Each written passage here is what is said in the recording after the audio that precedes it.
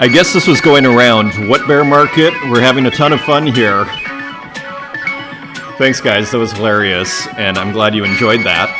A little bit of good humor. I mean, Artist Journal, November 10th, 2022, Berlin. My name is Adrian Pocobelli, and yes, a little bit of fun. Anybody who's been in crypto the last year, I'm numb to these, dumps in the price. I don't really, So, and again, does that change what we're doing over here? And it kind of brings about this, thought that I've mentioned earlier, which is apart from money transfer, I would argue the main use case for crypto as it stands currently is in fact digital art, the way to buy and sell digital art. And it's kind of like irreducible. Like everything else is kind of replaceable. Like if you want to do loans and you want to do all these financial products, theoretically a bank can do it, but I don't know how you buy and sell digital art in a credible way that makes both parties, the seller and the buyer, comfortable, other with blockchain. I don't know how else you do it. So, and I'm not sure how many other products out there this is true for. Because, if you're, say, have a membership of, you have 5,000 tokens, that's kind of all replaceable somewhat, right? With other, you don't necessarily need crypto, but I think digital art kind of requires crypto. So anyways, so it's hard to get too bearish because there's something irreducible about digital art and crypto and that use case, the crypto use case of digital art. Okay, continuing on. So the fall. Big shout out to Martin Joe, a big supporter of this program. And what bear market? We're having a ton of fun here. And so this was going around on Twitter a little bit, and it was funny, and I'm glad you guys like that. Okay, so a cool work. Let's just look at it. There seems to be some irony in the piece, right? I mean, this looks like a couple that is getting informed by a banker as they look at a Binance chart of BTC crashing through the floor. It looks like a couple that's being informed that they have defaulted on their mortgage or something. I mean, the darkness surrounding it. So, and then the skull of the, person at the bank who's informing them. That's kind of the vibe it gives. And so anyways, available for a Tezos, the fall, poetic title, Martin Joe. Big shout out. And huge shout out also to Lucas Boond, who did this really cool, kind of like a tribute of sorts. I've been spending my mornings drinking coffee and watching Pocobelli talk about art. Thought I'd let the AI take over and interpret a clip from the journal. Thank you for sharing awesome art. My pleasure. Thank you for watching and for enjoying it. You know what's funny about this too? You mentioning the coffee.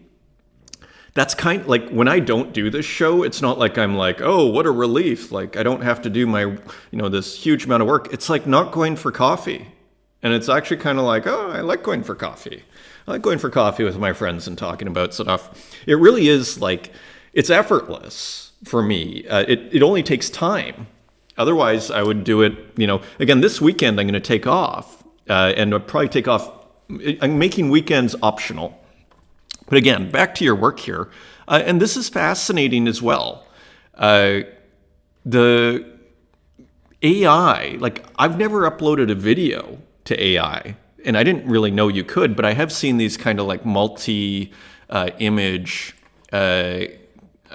works before using AI.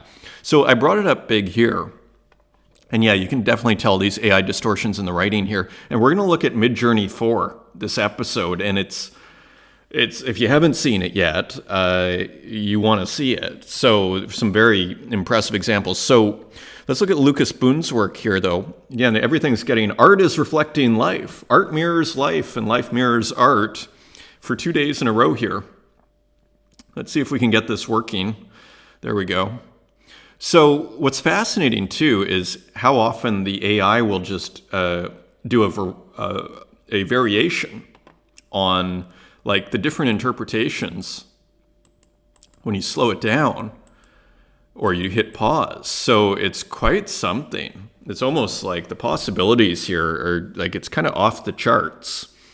I read a book. It's called The Nature of Technology. I never finished it, but it was a brilliant book, and it talked about how, technology is, I'll find that book. It's on my Kindle, and I'll bring it up because it's actually an important, fascinating philosophical discussion on what technology is. And one of the most important of like the 2 or 3 elements that the author was naming, who I will find, is combination and kind of recombining previous technologies. And in a sense, this is kind of what the AI is doing here with images. It's taking previous references and then creating something new out of it, right? So, and that's, so just like you get new technologies from kind of taking this gadget here and this gadget and putting them together, and then all of a sudden you have a jet engine.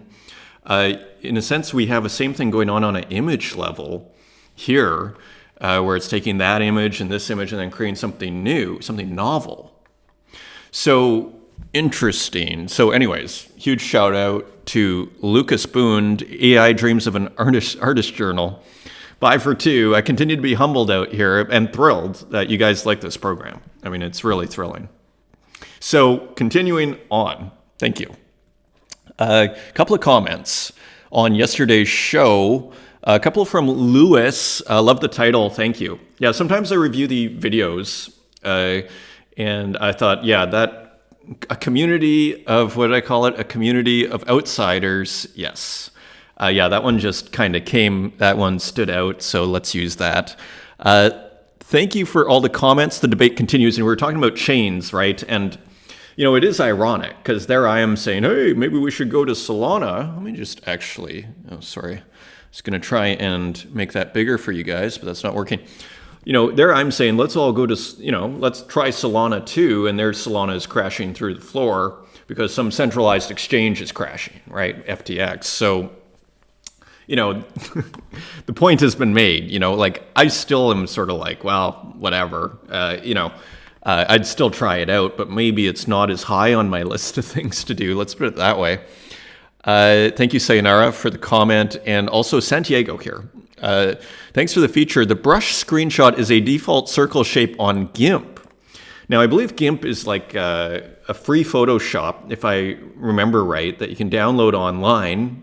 Heads up, if you're tight on a budget. I think I tried it out once when I was switching computers and I didn't have a license to Photoshop and this sort of thing. So I tried downloading it. I found it quite tricky, GIMP, to use. But this is something very interesting that he brings up, though. He's using a very, very, very simple brush, a default circle shape on GIMP with 2 pixel size and no brush dynamics.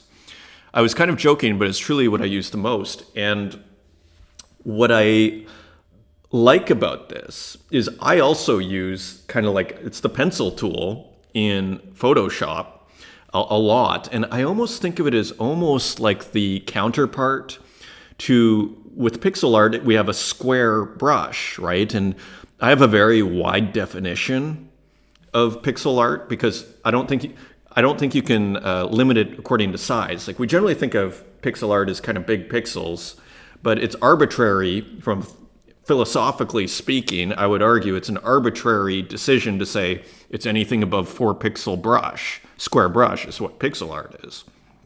So I'd say anything from 1 pixel to infinite can be pixel art if the essential characteristic we could argue is the square. Okay, the square brush for pixel art. And I kind of think of the circle, the perfect circle that we get in digital, which is inherently digital because you don't get perfect circles in real life, but we do in digital. To me, it is the natural counterpart. And we have this kind of big focus on the pixel art, quote unquote, with the square, because it's aesthetically awesome. But me as well, clearly Santiago as well, there is something to be said for the circle, right? And just as being a kind of counterpoint. So I thought that was just kind of an interesting aside, that Santiago brings up. A couple of sales also today from Ilay again. So thank you, Ilay. Snow and Storm. I'm going to list a few more this weekend. I'm literally like kind of so strapped for time that I haven't, I just need to list like the last 4 or 5. I've been kind of drawing them out a little bit too. But anyways, thank you for supporting that series, and I'm glad you like it. Arthropo, who again I consult for from time to time, Field Trip reveal unfolding nicely. So they have a new drop coming out, and it looks like a pretty big one. Some heavy-hitting artists, lots of excitement. 2 more works revealing next couple of days, and minting starting on Monday, November 14th. Sumi Reyusi, Bazaya, Gloomtube, Mikey Wilson, Arthropo, NFT. So here's the Sumi work. There's an epic title, something like God is a Her. I don't remember what the name was. Here's the Bazaya work. This is kind of a low-res version. And there's Bazaya with a head. Is this a head in his hand? So anyways, interesting. It's almost like his alter ego. He's holding the head of his alter ego. Of course, Rat Cloak and Myth, and of course, Mikey Wilson on his BMX. So that is coming, and there is a Twitter Space tonight. Wow, that sun is bright, eh? There is a Twitter Space tonight. I'm going to try and go. I actually have a barbecue. It's so nice out, as you can see, in Berlin. My friend is having a barbecue in mid-November, November 10th. So we usually wrap up around 10 unless the wine is flowing particularly in a liberal way. So I'm going to try and make it on I should be able to hit it on the way home. So that is tonight. Just go to Arthropo's Twitter if you want to join the space. And here we have Rat Cloak work in progress, and I love to watch this stuff. I can't tell if he's working on his phone as a Wacom, which would be, humble tools considering what he's doing, right? So let me just, hey guys. So beautiful. And just considering the brushwork that he does, again, these kind of Bacon inspired works, and it's just really fun to watch him work using Photoshop here. And anyway, always interesting. Continue to explore line colors through deformed figures of human flesh.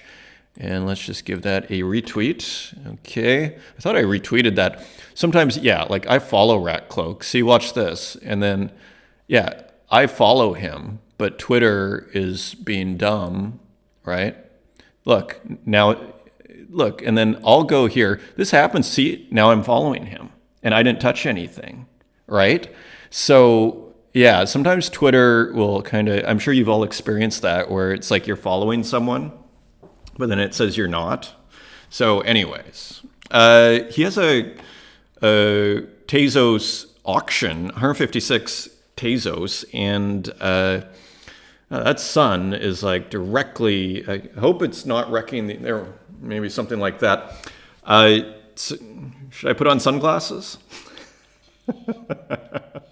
Anyway, okay, too much Pocobelli. He has an auction, and look at this work.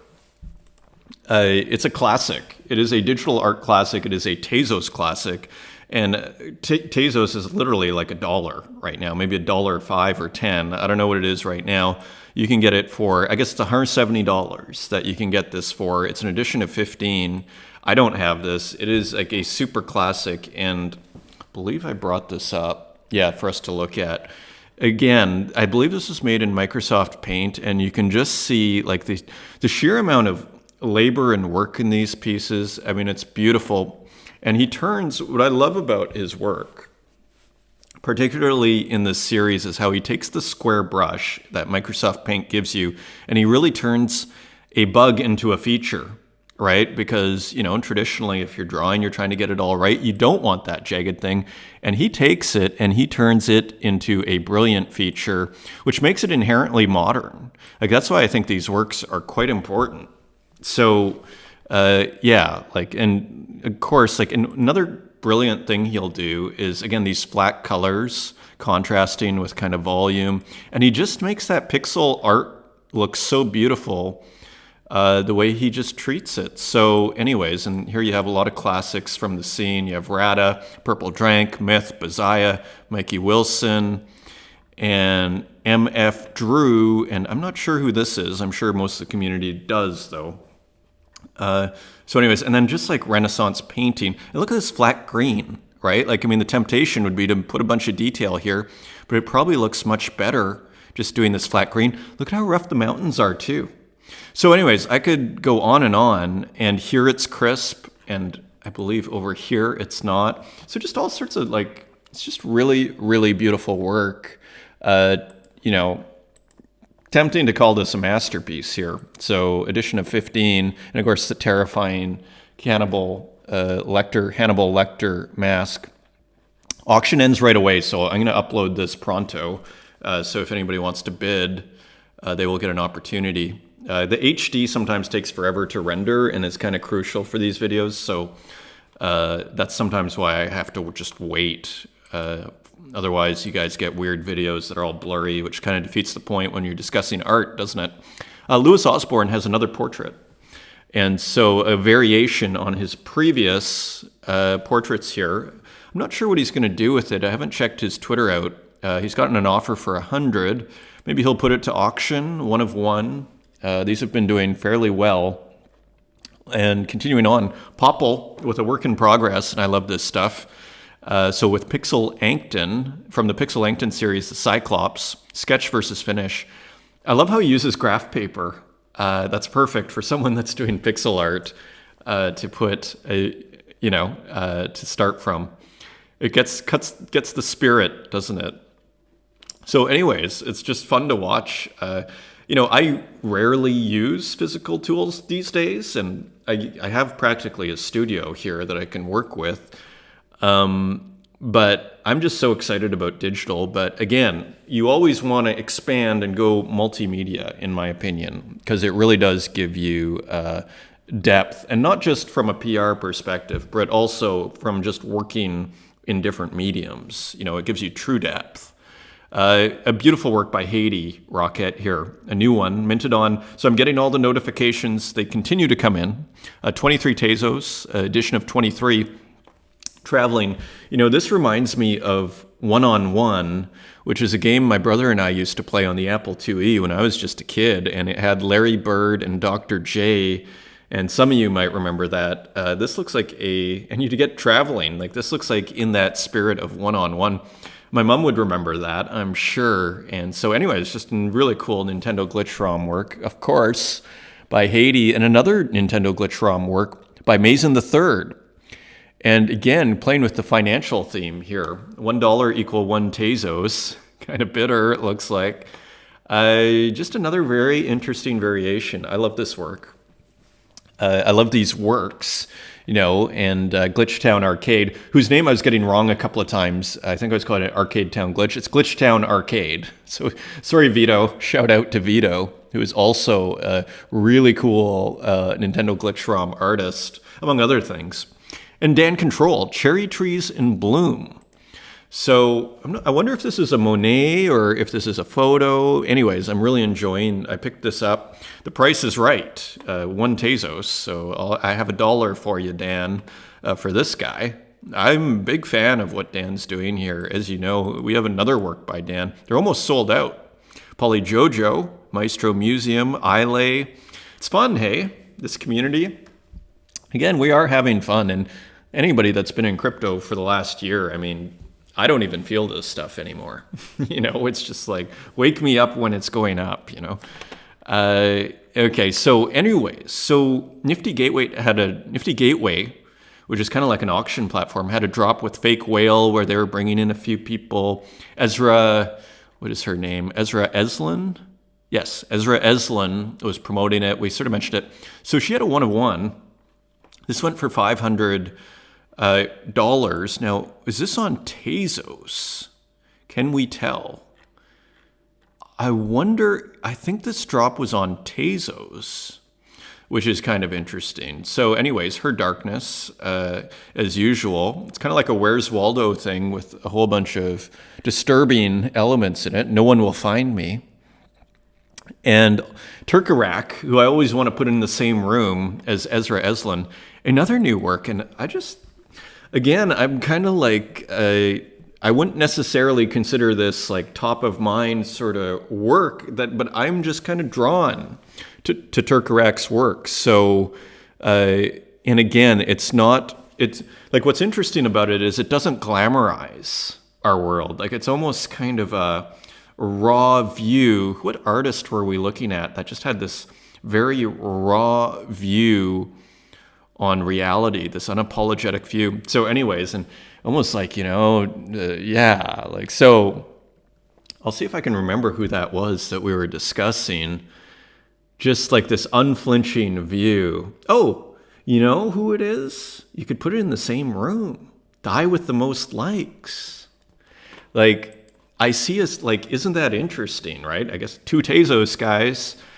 And it's almost like that unflinching view that Die with the Most Likes has. Like, but totally Turkarak's own thing. So I continue to just be, have my eye. I'll probably have to pick up some works here. Bite by Bit, Words and Words 2 by Leon. So Bite by Bit highlights this artist here.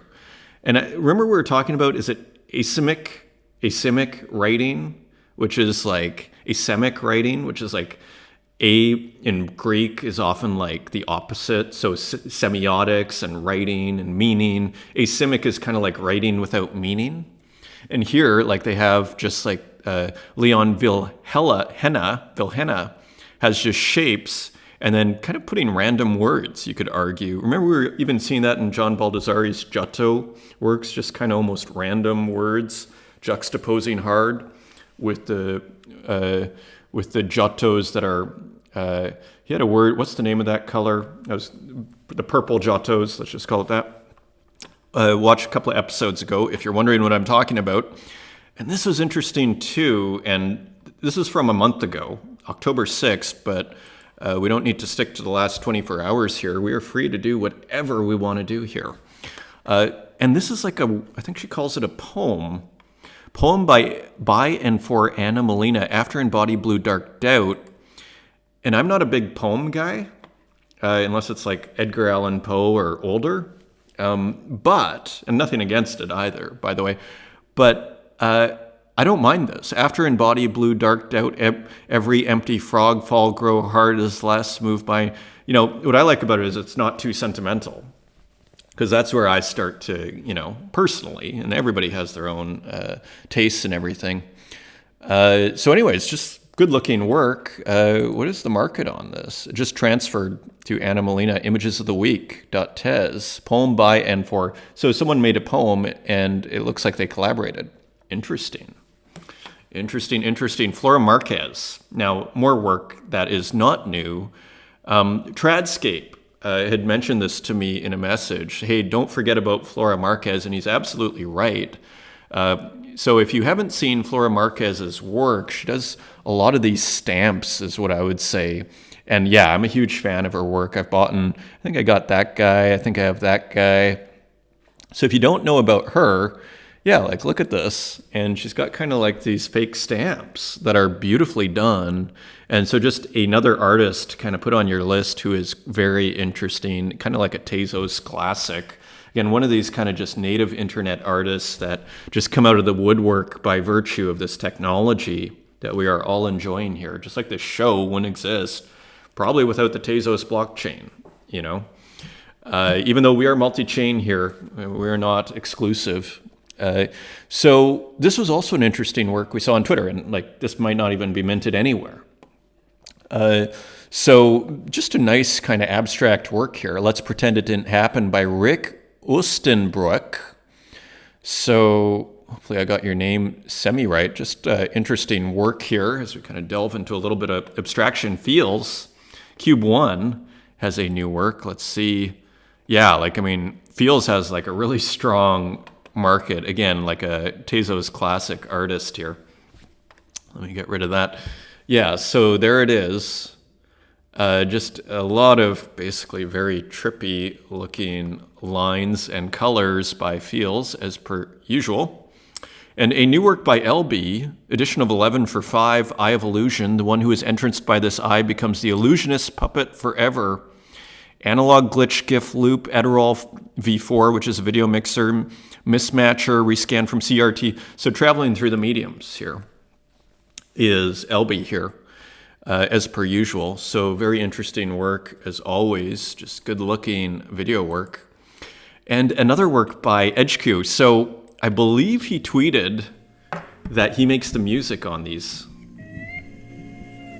So that's cool, right? So this could be like, this is another take on the single, right? You just put like a modified basketball card, you know? And I love this trope too of putting it in like the protective covering. I'll show you guys at some point some old works I did. Oh, it stopped. Okay, maybe that's good. I'll show you some old works I did that use this. I have a few from the Nostalgia Study series from like literally 2014 or whatever. So I've been exploring a lot of these themes that I'm into for years. I love doing that and just returning and like what happens when I'm 60 years old and I'm doing it, you know, and it'll probably make some fascinating rooms, whatever I'm doing, you know, and just see that evolution, right? Minta has finished her work. I thought it was great. Stop Minta Art, who is Minta. This is my favorite here. No more screenshots, no more concept. We want gangster art. So she is replying, the protest. Mostly I receive love and admiration. It just called my attention a few messages of people complaining about my art because of its lack of personality. This is actually really interesting. Some people describe my work as, not to talk about, I barely talk about my work, actually, as kind of lacking, like, where is you? But it's actually a compliment that people give it. They like how it's not just about me and my personal feelings and me and, like, to me, that's kind of secondary, right? And this is not a bug. This is what I'm trying to say to Minta here. Complain about my art because of its lack of personality. I just thought it was funny, and I did this artwork, digital soft pastels drawing. This is, in my universe, Minta, this is a feature and not a bug, okay? So don't let the naysayers bring you down. I picked a work in solidarity, and I actually quite like the colors, and I like the subject matter. I like Minta's work. So anyways, you can pick it up on Object, still available. How many are left? Only 8 left. And yeah, we have some impressive collectors here. Shirley Preston, Rustic Digital Art, and more. Look at this. So Dan Control, and remember it was Rare Force 1, who was doing Boston Dynamics Dog. Well, you know, Dan Control does his take on it, and a very nice work here. We could have opened the show with this. Dan gets a lot of attention here, though, so we want to share it around. And Martin Joe actually hit the zeitgeist there, so that's why we went with Martin Joe. And it was a beautiful work, too, and poetic. Anyways, both Boston Dynamics here, doing the dog. So this is on Foundation, where it seems like, you know, it's like artists want to put on Ethereum those kind of more... It's like I was describing it. It's like you put your sketchbook works sometimes on Tezos, not necessarily, but for some artists, if you're working multi-chain, and then you put the big oil painting on ETH, just because you think you can get more money for it. It's basically, see, this is half an ETH, is the reserve. So let's see how it goes. This is on Foundation. That's the fun part about being multi-chain, and maybe on Solana you do something that's going to be about $100, right? Uxine has a new work. This was interesting. I lucked out and was able to pick one up on Primary, Intentional Separation from Present-Day Beliefs, Reading Inspirational Quotes in VR. So this is interesting. Again, so we have the VR person, the VR mask. So there's a lot going on here conceptually, isn't there? And there's like this window, a retro computer, and the images, the screens are coming out of the computer. It's almost like you're experiencing, like you want to relate these two images, but there's no super clear way on how they relate together. And I actually like that ambiguity. Ambiguity is an important theme. I mean, Shakespeare, to get classical, I mean, he's, I guess, you know, classics of English literature. Ambiguity is a virtue. In poetry, you know, classical poetry is the wrong word, because by classics usually we mean like the Greeks and the Romans. But, you know, classics of English literature, ambiguity is, again, a feature.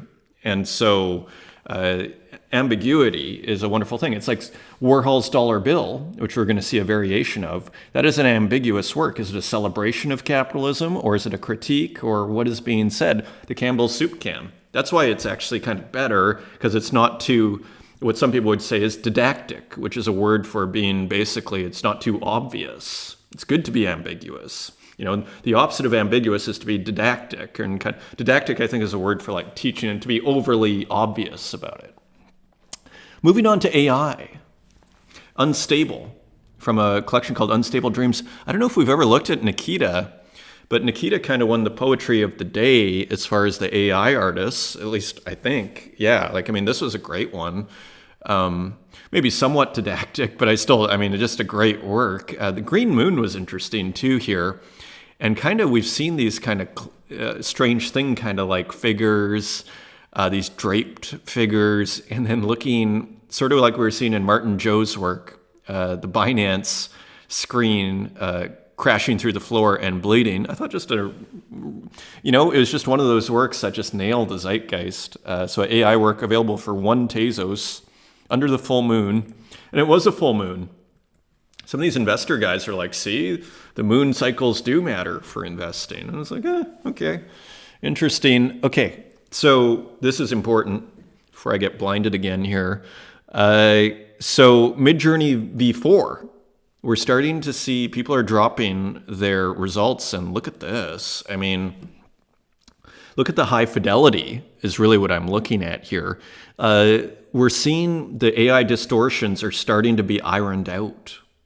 And as, Strange Thing, and I think Clown Vamp might have mentioned earlier on, a couple of months ago when we were starting our AI discussion, I didn't understand at first that the AI distortions could be seen as a feature and not a bug.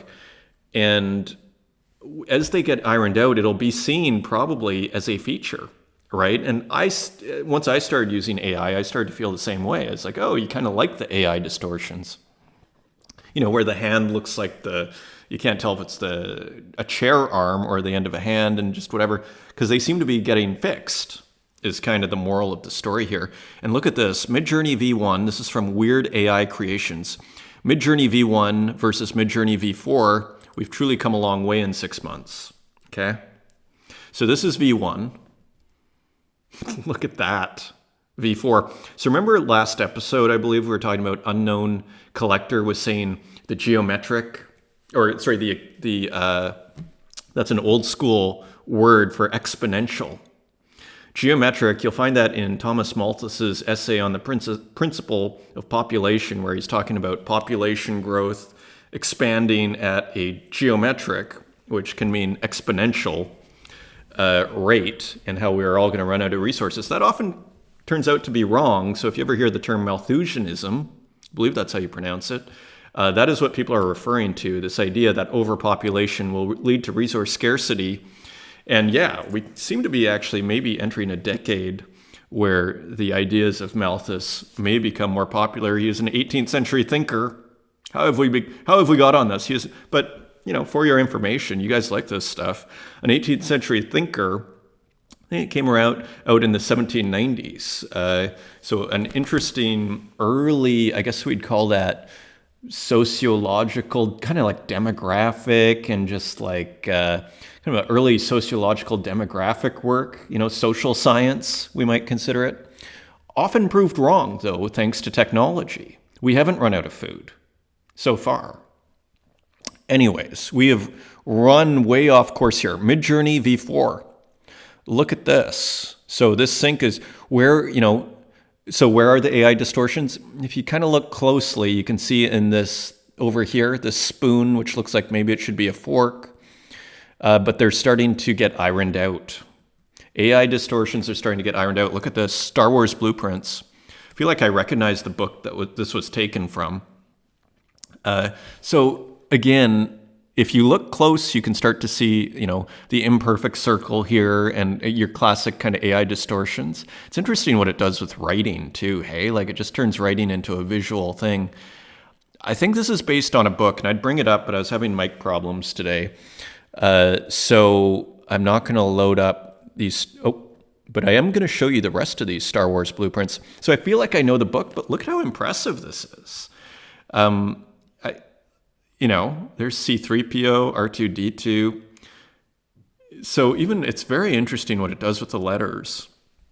So Midjourney V4 is shaking things up. And as Unknown Collector said, this stuff is improving at an exponential rate. As Unknown Collector said, if you're not focusing on what makes you unique, like you're going to be out of business as an artist. So as I was saying yesterday, double down on what makes you unique. And I think we all feel that, that we have this kind of uniqueness in us. And sometimes we kind of bat it away and don't believe in it. But what you want to do is actually triple down on it. And then you kind of have what you have to offer the world will be presented. Because otherwise, AI, if you're just going to be derivative, AI will probably replace you. As Unknown Collector was saying, he's probably right. Here's another one example. The accuracy and the details of Midjourney V4 is superb. So here we see almost like an illustrative kind of version, almost like this is almost a whole genre in itself, these kind of spaces that we find. Sometimes it's often like pixelated kind of work, digital work. There's a few artists I have in my collection that kind of play with this. I love it. And yeah, I mean, that's AI. That is not a drawing. So you see the distortions are starting to get ironed out. Charles AI, I wonder if he's using Midjourney V4 yet. It's an interesting question. I'm not sure. So I'm enjoying him covering the crypto crash metaphorically, right?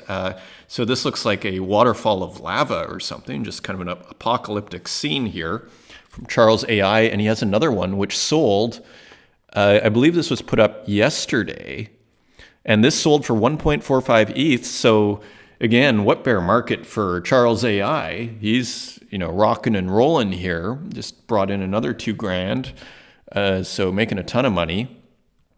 And also we have a work by Shirley Preston. I thought this was interesting. It was using Adam Disbrow's work, Red Day, which I believe is CC0. He was given credit on Twitter. Let's look at the title. Tuesday afternoon discussing regional bird species with Adam Disbrow, AI, Photoshop, and I think this work by Adam Disbrow, Red Day. Kind of has a bit of a Dali feel to it with the egg. So anyway, it's just an interesting work. Nice brush work. So it looks like it's probably raw AI, as they say. And it's also considered trash art, which is interesting in his series Fine Trash. So interesting AI work from Shirley Preston. Here's another one. This one turned out kind of cool. Yeah, I agree. Look at that sky. So just like these weird sort of lines through the skies. So more novel imagery courtesy of AI. Going into physical work here. So this was also part of the Fake Whale cross sale. So this is an NFT of a physical work, and Walk is like an artist to watch, in my opinion. Look at this portrait of Warhol, which he nails. He nails it with his spray paint. And this is a physical work. So this is probably a quote from Warhol. Let's see. This sold for $520. Don't think about making art, just get it done. Let everyone else decide if it's good or bad, whether they love it or hate it. While they are deciding, make even more art. That is very likely a quote of Andy Warhol, who was a work. It's all about the work, like in the sense of putting in the time and just work, constantly make work. If you do that, like that is the key. There's no shortcuts, right? So original work, spray on paper, 70 by 84.2 centimeters. The original physical piece will be shipped at the artist's charge to the auction winner.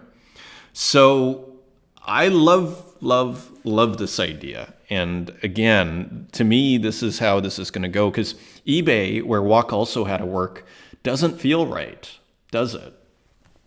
It's just not enough of a nice marketplace, but you put it on Nifty Gateway, you put it on Object. It's a nice enough marketplace where sell your physical work. Maybe you make a collection. Maybe I'll do that. Make a collection, physical collection, and you just sell if people want to buy stuff, this is how much it is. Like, why not? I have a ton of physical work on paper, 5 meters from me, like literally this many papers. So why aren't I putting some of that online?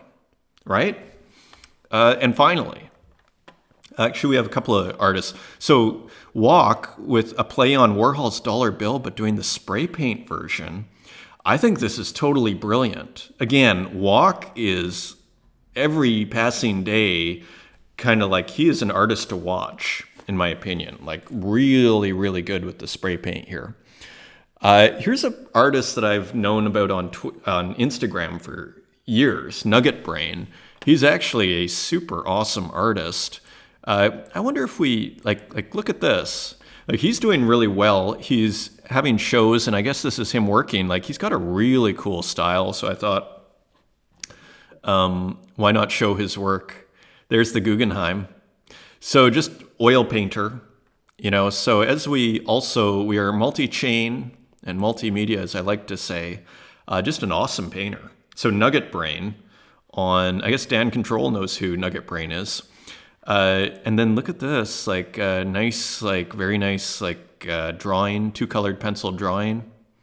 So, look at this still life. So really, really, really cool artist. And of course, I can't remember what you call these. But again, my friend is obsessed with these kind of lucky to be in luck. They're like lucky cat clocks or something. Anyways, my friends, thank you for joining me today. And as ever, until next time, take care.